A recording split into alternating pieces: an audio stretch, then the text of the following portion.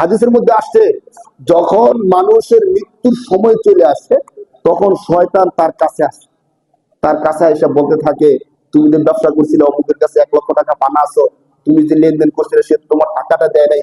মানে শয়তানের কাজ হলো যে আমি তো সারা জীবন চেষ্টা করছি তাকে গোমরা করার জন্য, বাকি সে তো কখনো তওবা করছে, কখনো আবার গুনাহ করছে, আবার তওবা করছে, আবার গুনাহ করছে। তো সবকিছু মিলিয়ে যদি সাওয়া সাওয়া হয়ে যায়, 50-50 হয়ে যায়, আল্লাহ তাকে ক্ষমা করে দিতে পারে।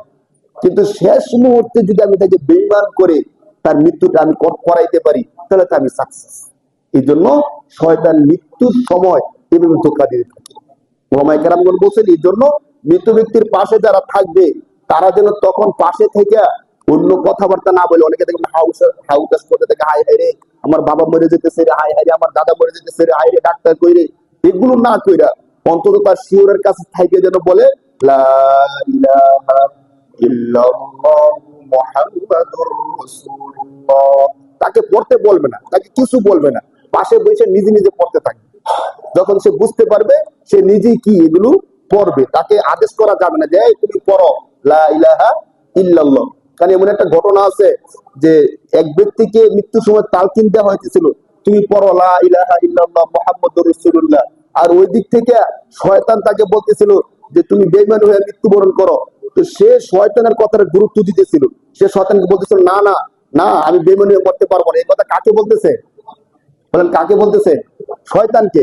আর ওদিক থেকে যে তাকে বলতেছিল তুমি কালিমা পড়ো, সে মনে করতেছে তাকে বলতেছে। তো সে চিন্তা করতেছে আমি তাকে বলতেছি কালিমা পড়তো, আর সে কি করতেছে না করতেছে কালিমা পড়তে। অত সে কালিমা পড়তে না করতেছে না, সে কি করতে না করতেছে, শয়তান যে তাকে আদেশ করতেছে তুমি বেঈমানি হয়ে পড়ো, সে ওইটা না করতেছে। এই জন্য বলা হয়েছে যে কোনো কিছু করতে তখন আদেশ করা হবে না, কি করা হবে বলেন?